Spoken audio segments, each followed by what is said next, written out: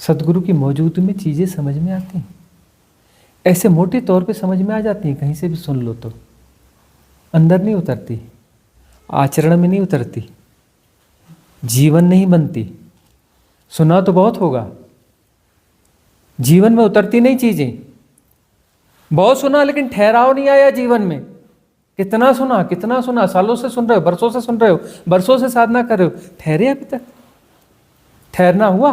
दौड़ भाग रुकी? ठहरना तो सदगुरु ही सिखा सकता है। सुन सुन के पढ़ पढ़ के होता ना, तो पोथी पढ़ पढ़ जग हुआ पंडित भया न कोई, ढाई आखर प्रेम का पढ़े सो पंडित होई। प्रेम पढ़ोगे कहाँ से? किसके सानिध्य में पढ़ोगे? कैसे पढ़ोगे? प्रेम तो सदगुरु के सानिध्य में ही पढ़ोगे ना, वहीं तो प्रेम घटित होगा ना। वहां प्रेम घटित होगा, प्रेम घटित होगा, सहजता घटित होगी, ठहरना घटित होगा। गुरु वही है जो ठहरना सिखाता है।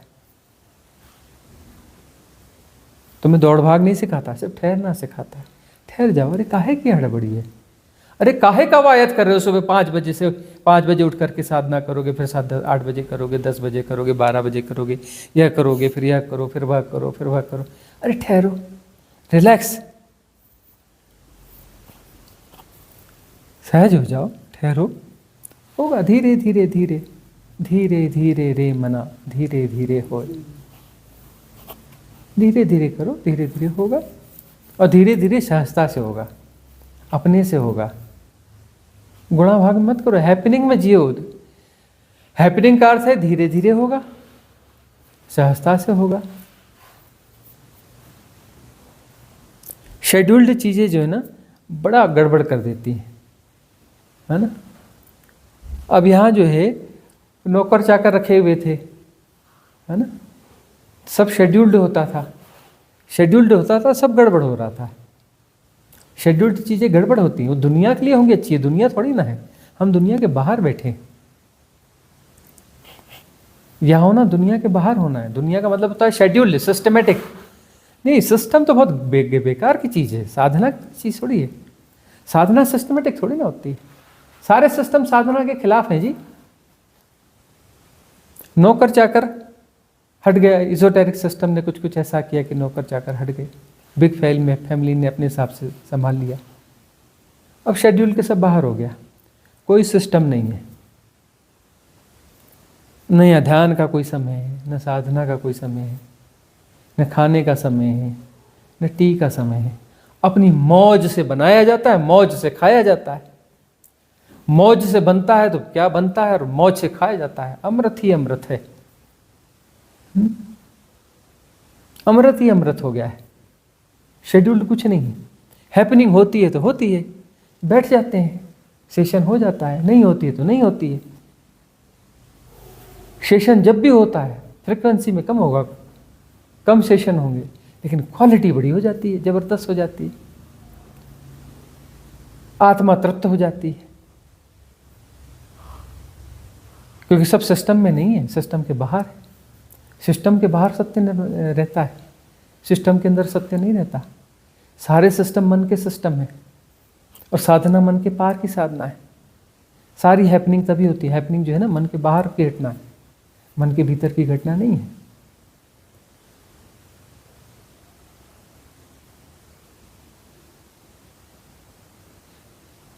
तो यही तो लर्निंग है, और सदगुरु तुम्हें दे सकता है। तो बाकी सब जगह तो बोलेंगे कैसे उल्टे लोग हैं, न उठने का समय, न सोने का समय, आधी रात को जंगल में घूमने जाते हैं।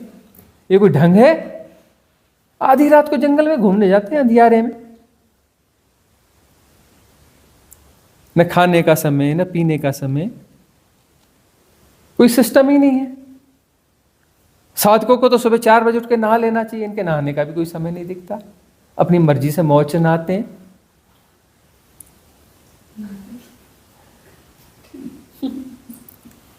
दुनिया को लगेगा ये गड़बड़ लोग हैं, क्योंकि दुनिया बोलती है सिस्टम से चलो। और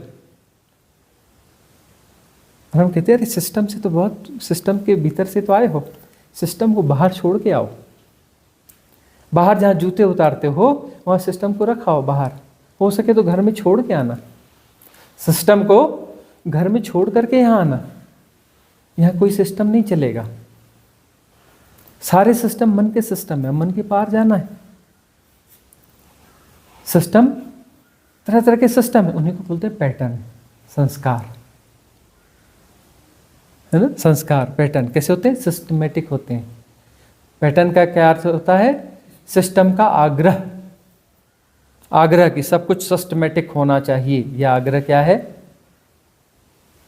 ये संस्कार है, ये पैटर्न है, ये सिस्टम है। हम ऐसा नहीं करते जी, हम ऐसा करते हैं जी, ये हमारा नियम है जी, है ना। ये सब क्या है? सिस्टम है, सिस्टम का आग्रह है। ये नहीं करते, कोई बात नहीं, आज कर लो, अब कर लो। और बोलते हम यह बराबर करते हैं जी। मैं कहा ये करते हो बराबर? मत करो, आज बराबर करते हो ना, छोड़ दो, कुछ समय के लिए छोड़ दो उसे। क्यों करते हो बराबर?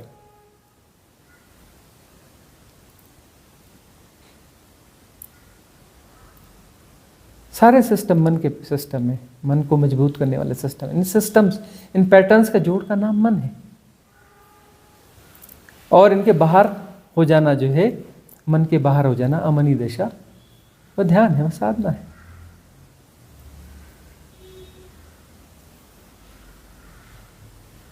इसलिए जीवित सदगुरु की जरूरत है। वहां कोई भी परिभाषा काम नहीं आती, कोई भी परिभाषा काम नहीं आएगी।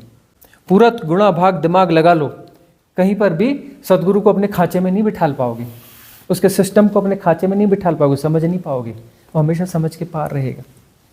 सदगुरु तुम्हारी समझ में कभी नहीं आने वाला है।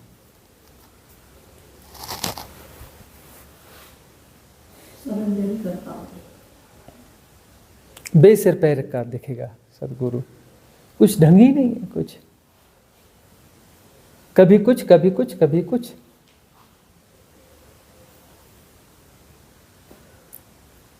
तोड़ देगा तुम्हारी सारी मान्यताओं को, तुम्हारे होने के ढंग को, धीरे धीरे तुम्हें भी तोड़ देगा।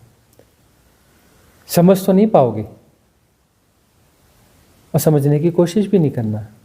समझने की कोशिश करोगे तो द्वंद्व में फंसोगे, द्वंद्व में फंसोगे, भाग खड़े हो जाओगे, चूक जाओगे।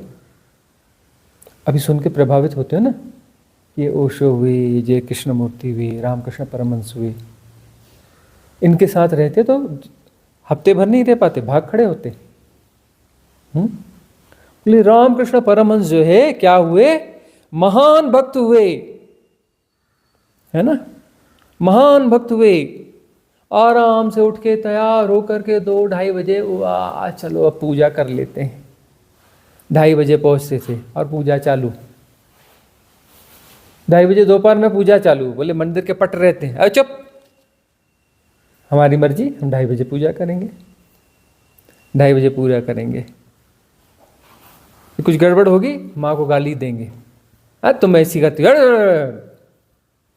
गालियां भी देंगे 2-4, फिर अपना पूजा करेंगे। पूजा करेंगे और खो जाएंगे। कितने टाइम पूजा करेंगे? बोले हमको क्या मालूम, जब तक पूजा चलेगी चलेगी। बोले 2:30 बजे चालू करी, शाम को 6 बजे पूजा खत्म। अब बोले संध्या आरती नहीं, काय की संध्या आरती हो हो गई, चलो। उसके बाद जय राम जी की। बोले 4 दिन तक, बोले पुजारी जी आए? बोले नहीं, 4 दिन से तो नहीं आए हैं। 4 दिन बाद अचानक कभी पहुंच जाएंगे, हाँ आज पूजा होगी, है ना। समझ पाओगे इनको? प्रसाद बना के ले आएंगे, प्रसाद रखेंगे, बैठ जाएंगे, प्रसाद चढ़ाना है, पहले खाएंगे, हाँ ये ठीक है, ये ठीक है, ये ठीक है, क्या ठीक नहीं, अपना सिस्टम बनाएंगे, हाँ इसको निकालो, इसको करो, उसके बाद अपना भोग लगाएंगे। जूठा प्रसाद। ये कौन है? रामकृष्ण परमहंस। लोग बोलते जूठा प्रसाद। बोले प्रसाद ऐसे ही तो चढ़ाते हैं, और कैसे चढ़ाते हैं? पहले मैं खाऊंगा, समझ लूंगा क्या खाने योग्य है, क्या खाने योग्य नहीं है। जो समझ में आया कि हाँ ठीक है तो चढ़ाऊंगा, जो समझ में नहीं आया वो क्यों चढ़ाऊंगा भाई? पहले मैं खाऊंगा तभी तो पता चलेगा कि क्या चढ़ाने योग्य और क्या चढ़ाने योग्य नहीं है। पूजा करते वक्त हम खो जाते थे, धोती होती उनकी खुल जाती थी, लंग धड़ंग मस्त पूजा चल रही है, कोई होश नहीं, कोई कुछ नहीं। दूसरे आते थे, पकड़ पकड़ के धोती पहनाते थे उनको किसी प्रकार से। सिस्टम में बनते ही नहीं है,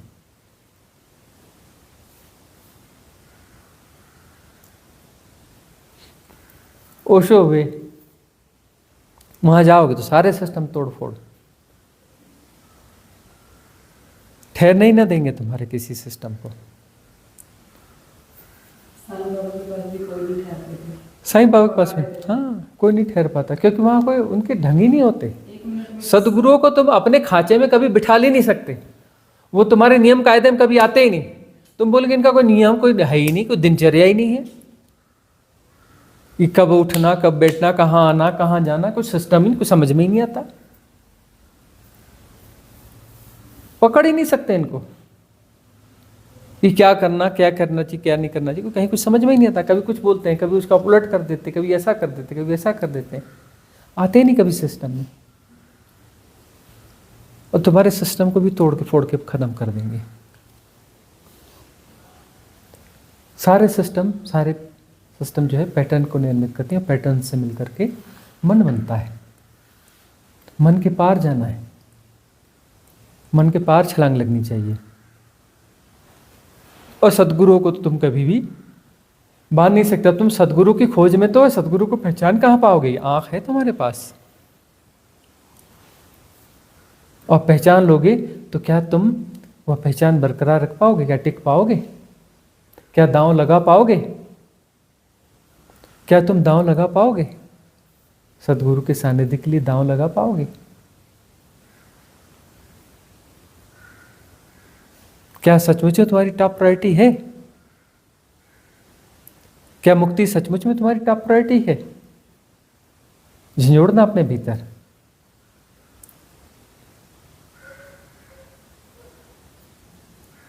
बहुत कठिन काम है सदगुरु के साथ रहना, जीवित सदगुरु के साथ रहना दुनिया का सबसे कठिन काम है।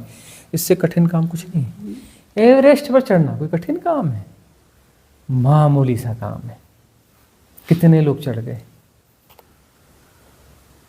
सब कोई भी काम कठिन नहीं है। सबसे कठिन काम है सदगुरु के साथ रहना। गुरुजी जैसा सदगुरु मिल जाए तो होश ठिकाने लगा दें। एक ही दिन में आ जाएगा। हाँ, बहुत कठिन काम है सदगुरु के साथ रहना। वो तुम्हारी समझ के बाहर की चीज है। तुम्हारे समझ के अंदर हो जाए तो तुम्हें क्या बदलेगा वो?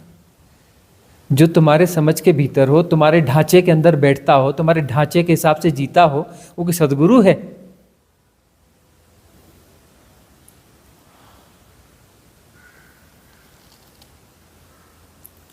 तो जीवित सदगुरु होना तो चाहिए, लेकिन जीवित इन्फ्लुएंसर ढूंढ लोगे।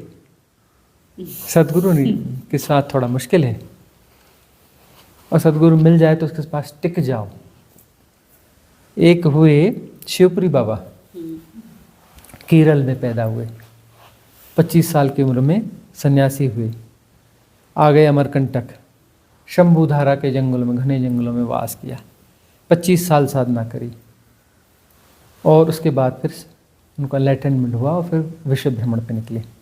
वहीं पर उन्हें जो है ग्लिम्स आए थे रामकृष्ण परमहंस के, कि वह जो है अद्वैत समाधि के लिए मुमुक्षु है, रो रहा है, कलप रहा है। तब उन्होंने तोतापुरी महाराज को भेजा था कि जाओ दक्षिणेश्वर में, तुम आचार्य हो अद्वैत के, तुम्हारी ड्यूटी है कि जाओ और उनको अद्वैत की दीक्षा दो। उन्होंने ही भेजा था। और फिर वो 50 साल की उम्र में निकल गए विश्व भ्रमण में। विश्व भ्रमण में वो निकले, वो पैदल यात्रा करते थे। फिर उसके बाद में जो है, उस ज़माने में पैदल ही चलता था। उस ज़माने में तो न रास्ते और ये सब हुआ ही नहीं करता था। हाँ, अंग्रेज लोग नए नए आए थे उस समय, भारत पे कब्जा हुआ था उनका, नया नया कब्जा हुआ था भारत पे। तो जो है वह क्या करते थे कि वो विदेशों में यात्रा कर रहे थे, तो 2-3 घटनाएं घटी उनके साथ। एक तो ये कि विवेकानंद उन्हें मिले वो शिकागो में, और रात में जो रेलवे स्टेशन पर ठंड में थर थर काँप रहे थे। उनके पास ज़्यादा कुछ था भी नहीं, डिप्रेशन में भूखे वहाँ पड़े हुए थे। तब उन्होंने उनसे कहा कि देखो, तुम डिप्रेशन में रहने की ज़रूरत नहीं है, कल तुम्हारा है, और तुमको मैं ठंड से बचने का उपाय बताता हूँ। तुम ये इधर जाओ, इधर एक रेल का डब्बा तुम्हें खुला मिलेगा, उसके इधर इधर घुसना, वहाँ पर जो है कुछ ऐसा एक स्टोर रूम जैसा होगा, उसके अंदर घुस जाना। वहाँ जो है गर्म है, और वहाँ पे वो बाथरूम सारा कुछ है, वहाँ पानी वानी की सुविधाएं वो सब है, तुम घुस के रात गुजार लो वहाँ पे, और कल तुम्हारा है। और जो है उन्हें कुछ से ढांढस बता के चले। और जब वो इंग्लैंड में थे तो इंग्लैंड की महारानी जो है, उन्हें पता चला शिवपुरी बाबा गुजर रहे हैं बोले इधर से। बोले कहाँ से जाएंगे, क्या करेंगे, बोले पूरी उन्होंने अपनी जासूसी टीम लगाई, बोले कहाँ कहाँ क्या। और वो जहाँ से गुजरने वाले थे पहले से वहाँ पहुँच गई एलिजाबेथ, पहुँच करके खड़ी हो गई वहाँ पे। जैसे उधर से आ रहे थे पैरों में पड़ी और दोनों पाँव जोर से पकड़ ली। बोले महाराज, बोले क्या चाहिए तुझे। बोले मुझे चाहिए, मैं बाद में बताऊंगी, पहले वचन दे दो कि जो मैं मांगूंगी वो देना पड़ेगा। बोले तू पहले मांग तो। बोले नहीं नहीं नहीं नहीं, पहले वचन देना पड़ेगा, नहीं तो पैर मैंने पकड़े तो मैं छोड़ने वाली तो हूँ नहीं। तो अपना जो जोर से पकड़े रहे तो बता तो। नहीं नहीं नहीं छोड़ूंगी, देखते नहीं मैं बूढ़ी हूँ, कब मर जाऊंगी भरोसा है। एक बूढ़े मरते हुए आदमी को अपना जो है इतना वचन नहीं दे सकते। पैर जोर से पकड़ के, बिल्कुल ऐसे जोर से पकड़ के बैठ गई। बोले अच्छा बता क्या चाहिए तुझे। बोले पहला वचन तो ये दो कि मैं जब तक जिंदा हूँ, भरोसा तो मेरा है नहीं, तब तक आप आगे की कोई यात्रा नहीं करोगे, मेरे महल में आपको रहना पड़ेगा, मेरे महल में आपको रहना पड़ेगा। और जो है मुझे साधना के संबंध में कुछ सिखाना पड़ेगा। वो फिर अपना ले गई अपने घर में। 4 साल तक उनको वहाँ रहना पड़ा। जब तक उसने शरीर नहीं छोड़ा तब तक वो महल नहीं छोड़ सकते थे। जिस दिन उसने शरीर छोड़ा उसके बाद वो महल छोड़ करके फिर आगे की यात्रा पर निकले। फिर अल्बर्ट आइंस्टाइन के यहाँ भी वो मेहमान हो रहे।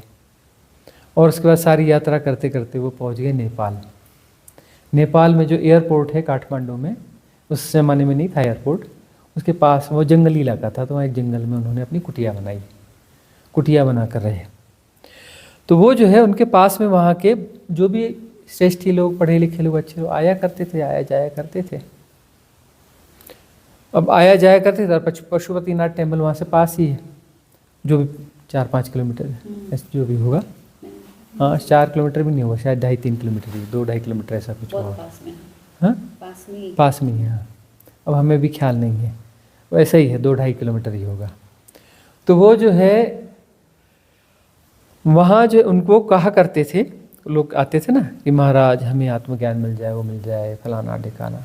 वो कहते थे कि तुम कुछ मत करो, तुम 1 साल बस मेरे साथ में रह जाओ। 1 साल कोई साधना नहीं करनी, कुछ नहीं करनी, मैं साधना में बिठा लूँगा, न कीर्तन कराऊँगा, न भजन कराऊँगा, बस 1 साल मेरे आसपास बने रहो,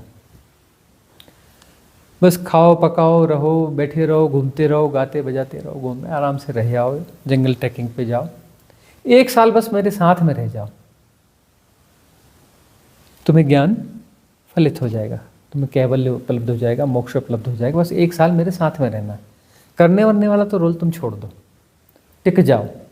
2 दिन 4 दिन 5 दिन सब भाग खड़े होते थे। एक ही बंदा टिका और वो उनकी सेवा में भी रहता था, उनका भोजन बनाना, ये करना, सेवा करता था। एक बंदा था, टिका रहा और वो ज्ञान को उपलब्ध हो गया। ज्ञान को उपलब्ध होने के बाद में भी वो बंदा वहाँ टिका रहा, उनका साथ उसने छोड़ा ही नहीं। उपलब्ध होने के बाद में वो जिंदगी भर सेवा में रहा। और उनके वह भी गृहस्थ था और उसके बाल बच्चे अभी भी वो समाधि वाला स्थल जो है उन्हीं की देख रेख में। तो सद्गुरुओं का सानिध्य होना चाहिए। उस सानिध्य में यदि बने रहोगे ना, तो सानिध्य में रहने से ही बात बन जाती है। हाँ वो अटपटे रहेंगे, समझ में नहीं आएंगे, मन कहेगा छोड़ो भागो यार, कुछ तो समझ में आता नहीं, अरे क्या उल्टा पुल्टा भगवान जाने क्या क्या करते रहते हैं, कभी कुछ बोलते हैं, कभी कुछ बोलते हैं, कभी कुछ बोलते हैं और करते उल्टा है। बोलते कुछ है, करते कुछ है, न कोई नियम, न कोई कायदा, न कुछ है। कोई नियम संयम कुछ तो होना चाहिए, न कुछ नियम है, न कुछ है। कहीं से कहीं तक किसी ढांचे में आते ही नहीं है। आज ये बोलेंगे और खुद उसका उल्टा करके बता देंगे। कभी नहीं पकड़ में आएगा सतगुरु, तुम्हारे सारे ढंग ढांचों को तोड़ देगा। उसके बावजूद तुम टिके रहे, इसलिए तो कहते हैं सरेंडर बड़ी चीज़ है। सदगुरु के सामने सरेंडर बड़ी चीज़ है। सरेंडर का मतलब है तुम हमें समझ में नहीं आते, उसके बावजूद हम सरेंडर करते हैं। तुम हमारी समझ के पार, और ये भी समझ में आएगा कि हम तुम्हें कभी नहीं समझ पाएंगे, लेकिन तब भी हम सरेंडर करते हैं।